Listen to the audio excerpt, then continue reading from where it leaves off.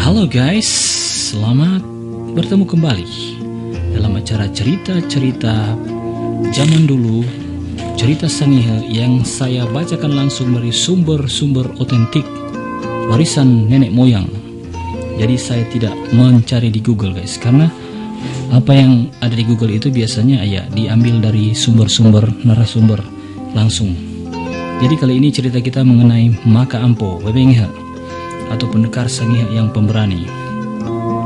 Tapi tahukah Anda bahwa Maka Ampo ini dia dilahirkan di Talaut? Karena pada waktu itu ayah Maka Ampo Tangkoli Butang. Jadi ayah dari Maka Ampo ini bernama Tangkoli Butang, sedangkan ibunya bernama Nabuisang. Jadi Nabuisang ini berasal dari Rainis Talaut. Dan Tangkoli Butang ini adalah keturunan dari Gumang Sarangi yang berasal dari Moado atau Salurang. Jadi singkat kata, pada waktu itu ayah dari Maka Ampo ini, si Tangkoli Butang ini punya urusan di kerajaan Tabukan atau di Salurang, dan ia harus pergi ke Salurang, sehingga Maka Ampo ini akhirnya lahir. Dan waktu di Talaut, menurut cerita yang ada di sini guys, pada waktu dia mau dilahirkan, ada seorang biang yang menangani proses persalinannya, dan biang tersebut yang bernama Taka Haraweng. Jadi pada ceritanya di sini dikisahkan bahwa sebelum anak itu diberi nama, biang Taka Haraweng ini mengucapkan kata-kata yang ibaratnya tidak pantas diucapkan pada waktu itu, sehingga mengakibatkan tabiat dari Maka Ampo ini menjadi orang yang sangat pemarah dan gemar sekali meminum darah. Jadi dia menjadi, ya mungkin karena itu dalam adat istiadat Sangihe bahwa seseorang bidan yang mengambil anak itu dia harus mengucapkan kata-kata yang baik. Jadi tidak boleh kata-kata yang kasar karena dapat mempengaruhi. Ya seperti itulah kira-kira. Jadi dikisahkan setelah besar Maka Ampo ini gemar bermain di pantai dan memancing ikan di Rainis. Jadi pada suatu ketika dia sedang memancing dan banyak anak-anak di situ datang melihat tabiat Maka Ampo ini adalah orang yang pendiam dan dungu. Jadi mereka mengolok-olok dia. Karena mereka mengolok-olok Maka Ampo ini, maka Maka Ampo pulang ke rumah dan dia kesal. Keesokan harinya lagi dia pergi ke pantai dan memancing. Dia olok-olok lagi oleh anak-anak yang berada di Rainis, dan bahkan mereka merampas hasil tangkapan dari Maka Ampo sampai ketiga kali. Jadi pada kali yang ketiga, Maka Ampo mungkin sudah tidak sabar. Dia melihat di atap rumah mereka itu ada sebuah tempat yang disebut dalam bahasa daerah itu Pasolo. Jadi Pasolo itu adalah tempat untuk meletakkan sesuatu, dan di dalam tempat itu yaitulah pedang dari Tangkoli Butang, pedang perang dari bapaknya ya, si Tangkoli Butang yang sedang berada di Salurang. Jadi saking marahnya Maka Ampo terhadap anak-anak yang ada di Rainis, dia pergi lagi kembali ke pantai tersebut, dan di sana juga mereka masih mengolok-olok dia. Dan kali ini sudah semakin banyak orang yang mengolok-olok Maka Ampo karena dianggap dia anak yang dungu dan pendiam. Maka marahlah Maka Ampo, sehingga dia mengambil pedang dari ayahnya itu yang dikuburkan di pasir, dan ia menebas-nebas anak-anak yang ada di tempat itu di Rainis. Sehingga kalau di sini tercatat dalam buku cerita ini bahwa ada 42 orang yang menjadi korban. Nah, bahkan jumlahnya pun di sini tertulis 42 orang menjadi korban yang ditebas atau dibunuh oleh Maka Ampo yang masih kecil ini, karena dia mungkin merasa terlalu sering diolok-olok dan dipermainkan oleh orang-orang terhadap dirinya. Ya, jadi dia menjadi marah guys, very angry. Sehingga banyak orang-orang dari Rainis mengejar Maka Ampo dan mengakibatkan Maka Ampo harus melarikan diri ke tempat yang ya di tepian pantai dan bersembunyi di atas pohon. Jadi dia bersembunyi di atas pohon sampai beberapa hari kemudian Maka Ampo ini dianggap telah melarikan diri oleh ibunya, sehingga ibunya mengirim kabar atau habar ke Salurang kepada ayahnya bahwa Maka Ampo ini sedang melarikan diri karena peristiwa tersebut. Maka ayah dari Maka Ampo yaitu Tangkoli Butang, Ansiga dan Makarupa. Jadi Tangkuriwutang dan Ansiga dan Makarupa. Jadi Ansiga dan Makarupa ini adalah paman dari Maka Ampo. Mereka mendengar kabar tersebut dan mereka menuju ke Rainis untuk mencari Maka Ampo. Setibanya di sana, mereka terdampar di sebuah pantai. Dan pada saat mereka sedang mempersiapkan segala sesuatunya untuk mungkin mereka kelaparan, mereka melihat ada seorang anak yang berada di atas pohon pada waktu itu. Maka Ampo ini kan bersembunyi di atas pohon. Jadi Ansiga dan Makarupa ini naik ke atas pohon. Mereka melihat, karena pada saat mereka berteduh di pantai itu ada ranting-ranting yang jatuh dari atas pohon. Ternyata Maka Ampo ini bersembunyi di atas pohon. Dan kisahnya seperti ini guys. Maka Ampo ini tidak tahu ayahnya siapa. Yang dia tahu bahwa menurut ibunya Tangkuriwutang ini sedang berada di Moade. Jadi Ansiga dan Makarupa pun yang adalah paman dari Maka Ampo tidak tahu bagaimana si Maka Ampo ini, mereka belum mengenalnya. Mereka naik ke atas pohon tersebut dan melihat bahwa ada seorang anak di situ. Dan Ansiga berkata bahwa jika kau tidak ingin saya bunuh, maukah kau menjadi pelayan kami? Maka Maka Ampo ini sontak dan melawan karena dia memegang pedang. Karena dia masih anak-anak tapi dia berani. Dia memegang pedang dan ingin melawan Ansiga. Maka si Tangkuriwutang ini pun mendengar bahwa anak ini ingin melakukan perlawanan, dan dia mendekati anak tersebut. Dia melihat bahwa anak ini memegang pedang yang mirip dengan pedang miliknya, yang pedang dari Tangkuriwutang ayahnya. Tangkuriwutang pun bertanya, siapa kau? Anak ini pun menjawab bahwa mereka bertanya, kalau siapa kamu, ayahmu siapa, ibumu siapa? Ini Tangkuriwutang yang bertanya karena dia tidak tahu siapa anak ini. Jadi Maka Ampo menjawab bahwa ayah saya menurut ibu saya namanya Tangkuriwutang, dan sekarang dia berada di Salurang, sedangkan ibunya bernama Nabuisang. Terus Tangkuriwutang berkata, kenapa kamu ada di sini?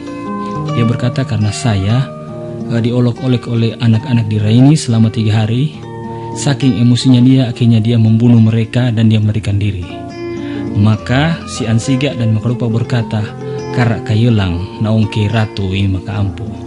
Nah, itulah cikal bakal sampai sebuah pulau di Talaut disebut dengan Pulau Karakelong, berasal dari kata karak kayelang.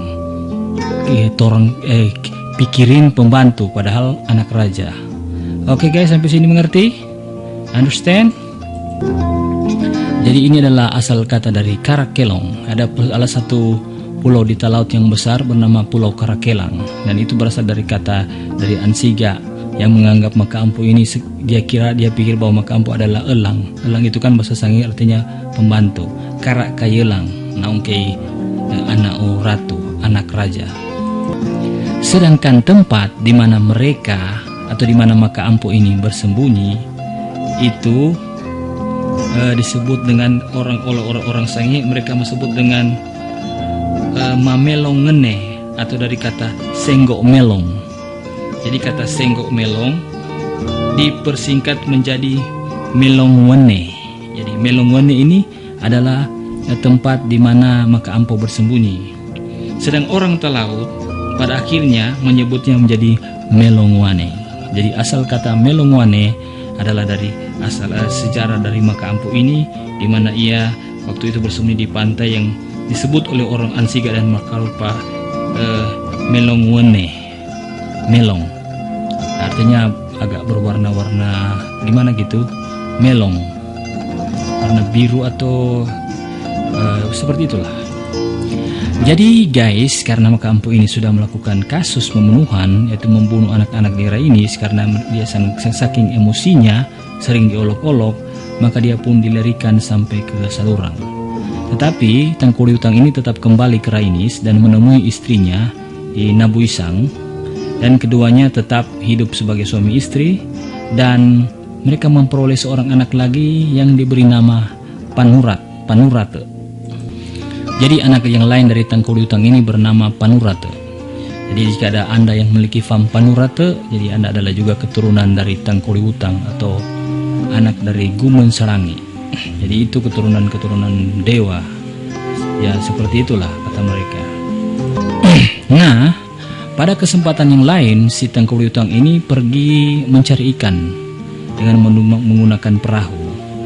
Dan pada saat itu memang ada pertikaian antara orang-orang Nanusa dan orang Rainis. Terjadi permusuhan. Maka orang Nanusa ini menemukan bahwa Tangkulitang ini sedang berada di lautan. Jadi mereka ingin membunuh dia. Dan Tangkulitang berkata bahwa saya bukan orang Rainis.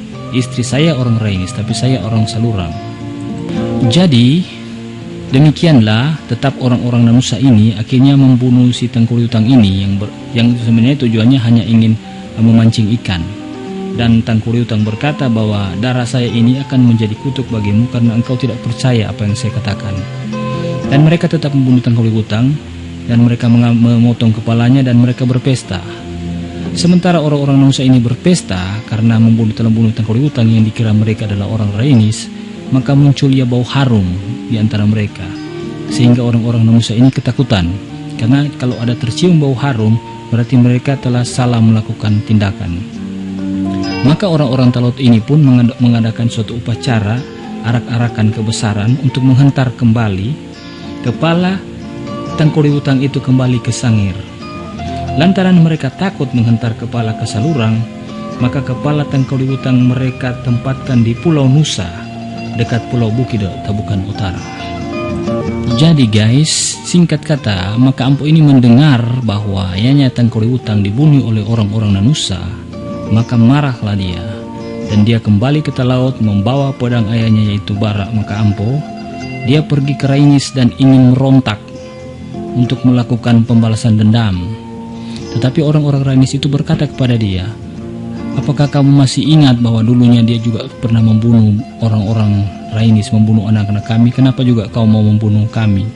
Tapi kata Maka Ampo, kenapa kalian membunuh si Tangkulitang ayahnya? Dan orang-orang Rainis berkata bahwa itu bukan kami, tapi orang-orang Nanusa. Maka Maka Ampo pun menuju ke Nanusa dan ia bertempur dengan orang Nanusa, sehingga banyak orang-orang Nanusa waktu itu yang menjadi korban. Banyak orang-orang yang mengepung Maka Ampo, tapi tidak ada satupun pedang yang dapat mengalahkan dia. Karena waktu itu Maka Ampo memang sangat sakti dan tidak dapat dikalahkan. Sehingga ya, apa yang dikatakan oleh ayahnya Tangkulitang menjadi kenyataan bahwa akhirnya terjadi pertumbuhan darah besar di Nanusa. Maka Ampo membunuh banyak orang. Maka terdengarlah kabar ini ke Salurang, sehingga paman Maka Ampo, Ansiga dan Maka Rupa akhirnya mengejar Maka Ampo. Dia mengejar Maka Ampo dan Maka Ampo lari lagi ke Sangihe, melarikan diri. Dan dia akhirnya sampai di Sangihe, dia naik di Gunung Awu.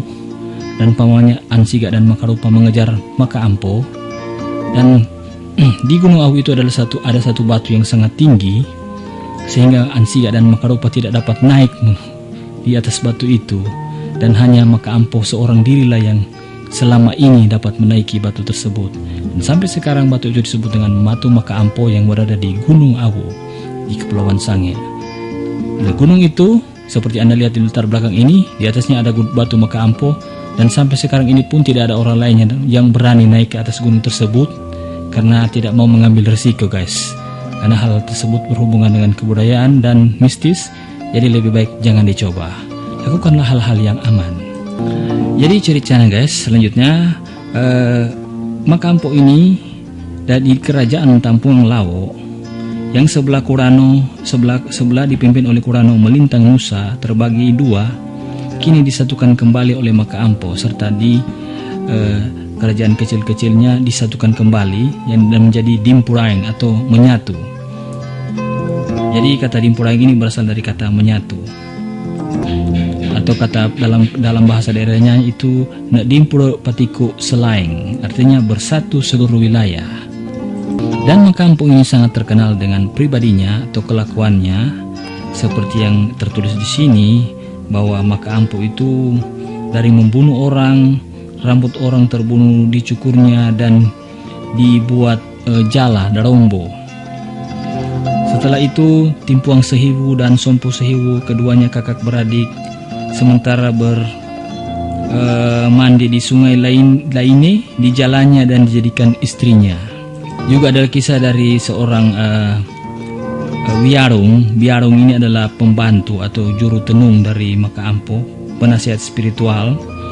Dan pada waktu dia mengambil saguer yang diperintahkan oleh Maka Ampo, dan dia datang lambat, maka Ampuh membunuh anaknya dan meminum darah anak dari Biarung tersebut, sehingga Biarung ini menyimpan dendam terhadap Maka Ampuh ini. Anak kecil dari Biarung, tukang tenung mau ayahnya dijadikannya umpan gorango. Jadi bayangkan guys, anak dari tukang tenung si Maka Ampuh, tenung,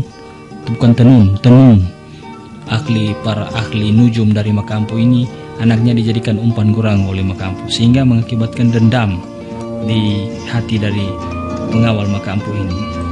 Juga di sini dicatat bahwa penduduk di lembah Peliang Tamako tersisa hanya Ambarat sendiri. Penduduk yang lain lari ke gunung karena takut pada Maka Ampuh.